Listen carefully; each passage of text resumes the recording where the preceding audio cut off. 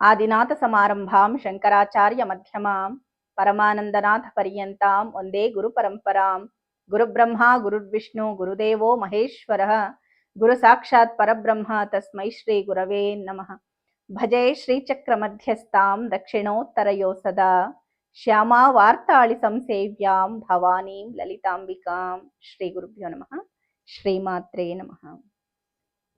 ನನಗೆ ಬಹಳಷ್ಟು ಜನ ಕೇಳಿದ್ರು, ಅಮ್ಮ ನಾವು ಸುಮಾರು 7-8 ವರ್ಷಗಳಿಂದ ಮಂತ್ರವನ್ನ ಜಪ ಮಾಡ್ತಾ ಬಂದಿದ್ದೀವಿ, ಇನ್ನು ಕೆಲವರು ಲಲಿತಾ ಸಹಸ್ರನಾಮವನ್ನ ಪಾರಾಯಣ ಮಾಡ್ತಾ ಬಂದಿದ್ದೀವಿ, ಆದ್ರೆ ನಮಗೆ ಯಾವ ರೀತಿಯ ಲಕ್ಷಣಗಳು ಅಂದ್ರೆ ಸಿದ್ಧಿಯ ಲಕ್ಷಣಗಳು, ಸಿದ್ಧತ್ವದ ಲಕ್ಷಣಗಳು ಕಾಣಿಸ್ತಾ ಇಲ್ಲ ನಮ್ಮಲ್ಲಿ.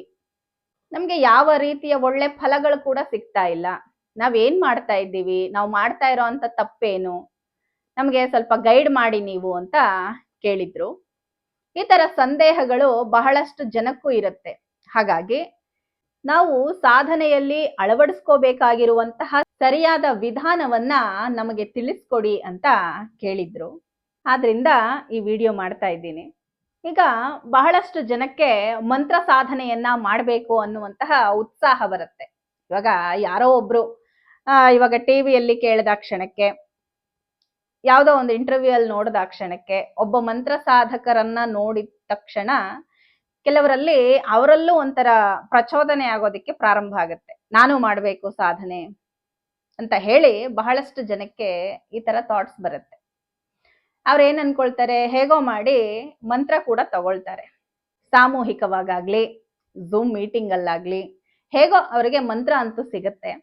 ಆ ಮಂತ್ರವನ್ನ ಹೇಗೆ ಅನುಷ್ಠಾನ ಮಾಡಬೇಕು ಅಥವಾ ಆ ಮಂತ್ರದ ನ್ಯಾಸ ವಿಧಾನ ಏನು ಅನ್ನೋದು ಅವ್ರಿಗೆ ಪ್ರಾಪರ್ ಆಗಿ ಗೊತ್ತಿರೋದಿಲ್ಲ. ಮಂತ್ರ ಮಾತ್ರ ಗೊತ್ತಿರುತ್ತೆ. ಇಲ್ಲಿ ಒಂದ್ ಅರ್ಥ ಮಾಡ್ಕೋಬೇಕು, ಮಂತ್ರದ ನ್ಯಾಸವಿಲ್ಲದೆ ನಾವು ಯಾವ ಮಂತ್ರವನ್ನು ಜಪ ಮಾಡೋದಿಕ್ಕೆ ಬರಲ್ಲ. ಅದು ಜಪ ಮಾಡಿದ್ರೂ ಸಿದ್ಧಿ ಕೂಡ ಆಗೋದಿಲ್ಲ. ಯಾಕೆ ನ್ಯಾಸ ಮಾಡ್ಬೇಕು ಅಂತ ನೋಡಿದ್ರೆ, ನಾರುದ್ರೋ ರುದ್ರಮರ್ಚಯೇತು ಅಂತ ಹೇಳ್ತಾರೆ. ಅಂದ್ರೆ ರುದ್ರನಲ್ಲದವನು ರುದ್ರನನ್ನ ಅರ್ಚಿಸೋದಕ್ಕಾಗಲ್ಲ ಅಂತ. ನಾವು ಯಾವ ದೇವತೆಯನ್ನ ಜಪ ಮಾಡ್ತಾ ಇದ್ದೀವಿ ಅಂದ್ರೆ ನಮ್ಮ ಮಂತ್ರಾದಿ ದೇವತೆ ಯಾರಿದ್ದಾರೆ ಅವರ ಲಕ್ಷಣಗಳನ್ನ ನಮ್ಮ ದೇಹಕ್ಕೆ ಆಪಾದನೆ ಮಾಡ್ಕೋಬೇಕು. ಅಂದ್ರೆ ಆ ಒಂದು ಬೀಜಾಕ್ಷರಗಳ ಶಕ್ತಿಯನ್ನ ನಮ್ಮ ಶರೀರಕ್ಕೆ ತುಂಬಿಕೊಳ್ಬೇಕು. ಅದನ್ನ ನ್ಯಾಸ ಅಂತ ಹೇಳ್ತಾರೆ. ಈ ರೀತಿ ನ್ಯಾಸ ವಿಧಾನ ಯಾರಿಗೂ ಗೊತ್ತಿರೋದಿಲ್ಲ. ಅವರು ದಯವಿಟ್ಟು ಒಂದನ್ನ ಅರ್ಥ ಮಾಡ್ಕೊಳ್ಳಿ, ನೀವು ಯಾರಿಂದ ಮಂತ್ರ ತಗೊಂಡಿದ್ದೀರಾ ಅವರಿಂದ ನಿಮ್ ನ್ಯಾಸವನ್ನು ಕೂಡ ಪ್ರಾಪರ್ ಆಗಿ ತಗೋಬೇಕು.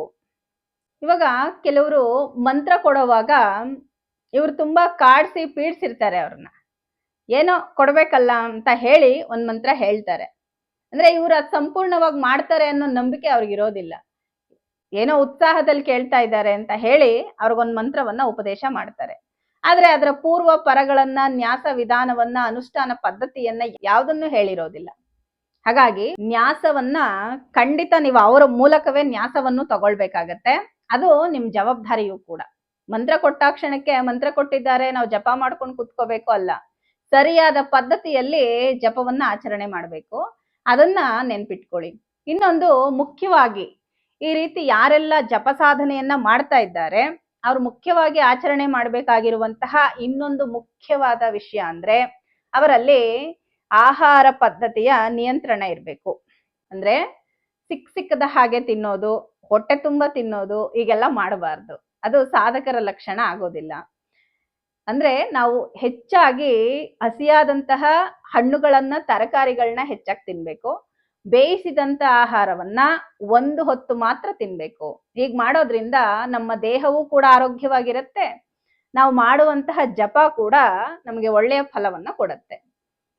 ಇನ್ನು ಯಾರು ಈ ಜಪ ಸಾಧನೆಯಲ್ಲಿ ಸಿದ್ಧಿಯನ್ನ ಪಡ್ಕೊಳ್ಬೇಕು ಅಂತ ಇರ್ತೀರೋ ಅವರು ಮಾಂಸಾಹಾರವಂತೂ ನಿಷಿದ್ಧ. ಇನ್ನು ಈ ಈರುಳ್ಳಿ, ಬೆಳ್ಳುಳ್ಳಿ, ಮೂಲಂಗಿ, ನುಗ್ಗೆಕಾಯಿ ಇವನ್ನ ವರ್ಜಿಸ್ಬೇಕಾಗತ್ತೆ. ಈ ಆಹಾರ ಪದಾರ್ಥಗಳನ್ನ, ಸಾತ್ವಿಕವಾದ ಆಹಾರವನ್ನ ಮಾತ್ರ ತಿನ್ಬೇಕಾಗತ್ತೆ.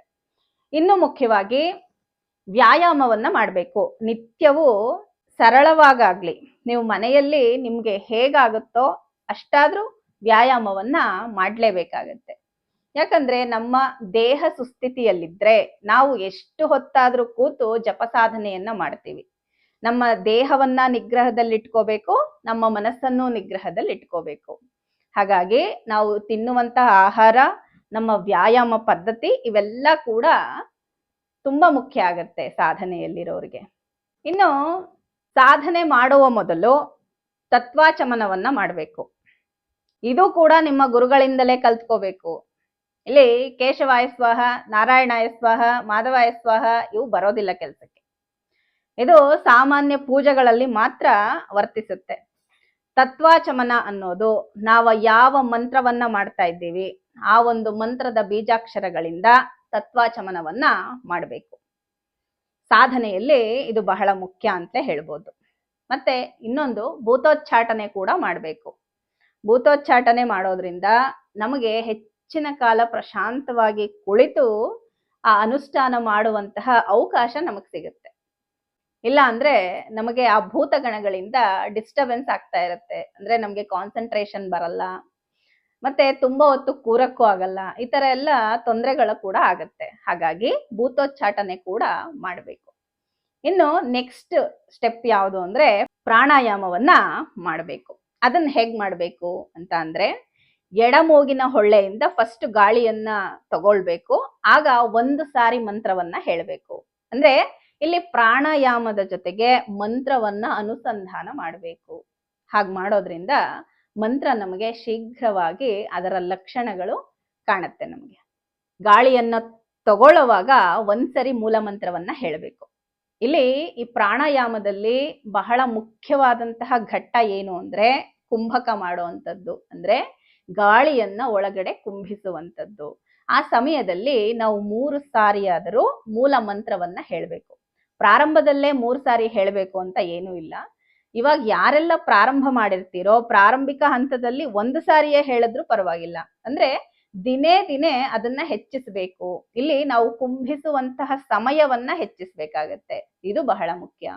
ಆ ಕುಂಭಕದಲ್ಲಿ ನಾವು ಮಾಡ್ತಕ್ಕಂಥ ಜಪ ಏನಿರುತ್ತೆ ಇದು ಬಹಳ ಮುಖ್ಯ ಆಗತ್ತೆ. ಇನ್ನು ನಾವು ಆ ಗಾಳಿಯನ್ನ ಹೊರ ಹಾಕುವಾಗ ಅಂದ್ರೆ ರೇಚಕ ಮಾಡುವಾಗ ಮತ್ತೆ 1 ಸಾರಿ ಮೂಲ ಮಂತ್ರವನ್ನ ಹೇಳಿ ಗಾಳಿಯನ್ನ ಹೊರ ಹಾಕ್ಬೇಕು. ಅದೇ ರೀತಿ ಬಲಮೂಗಿನಿಂದ ಪ್ರಾರಂಭ ಮಾಡಿ ಎಡಮೂಗಿನಲ್ಲಿ ಬಿಡಬೇಕು.